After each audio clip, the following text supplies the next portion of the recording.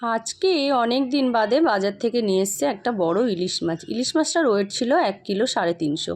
আর মাছটা সুন্দর করে দেখো কাকুটা কেটে দিচ্ছে। আর বাজার থেকে কেটে নিয়ে আসলে না মাছগুলোর সাইজগুলো পিসগুলোও বেশ সুন্দর হয়। তা আমি বলেছিলাম, আমাকে ফোন করেছিল বাড়িতে কাটবে না দোকান থেকে। আমি বললাম না, তুমি দোকান থেকেই কেটে নিয়ে আসবে। তার জন্য দেখো কাকুটা কত বড় মাছটা কত সুন্দরভাবে কেটে ফেললো। আর এই যে মাছগুলো সব নিয়ে এসছে দেখো, আর চিংড়ি মাছও নিয়ে এসেছিলো। আর ইলিশ মাছটা আজকে আমি করব বেগুন দিয়ে। আর কিছুটা মাছ আমি রেখে দিয়েছি ভাপা করব বলে, আর কিছুটা মাছ আমার মাদেরকে দিয়েছি, বাপের বাড়িতে পাঠিয়েছি।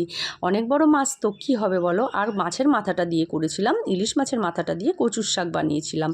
এটাই আজকে আমি রান্না করেছি। আর আজকের আমার লাঞ্চ মেনুতে কী কী ছিল, বেগুন দিয়ে ইলিশ মাছের ঝোল ছিল কচুর শাক ইলিশ মাছের মাথা দিয়ে। আর ইলিশ মাছ 2 পিস ভেজেছিলাম আমার বাচ্চাদের খাওয়াবো বলে। মাছের তেল, ইলিশ মাছ ভাজার তেল দিয়ে ওরা ভাত খেতে খুবই ভালোবাসে। আর বানিয়েছিলাম লাউ চিংড়ি, আর বানিয়েছিলাম আমের চাটনি। আজকের লাঞ্চ মেনুতে আমার এইগুলোই ছিল।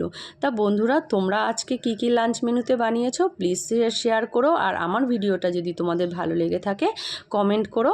আজকের মতন ভিডিওটা এই পর্যন্ত। টাটা বন্ধুরা, সবাই ভালো থেকো, সুস্থ থেকো।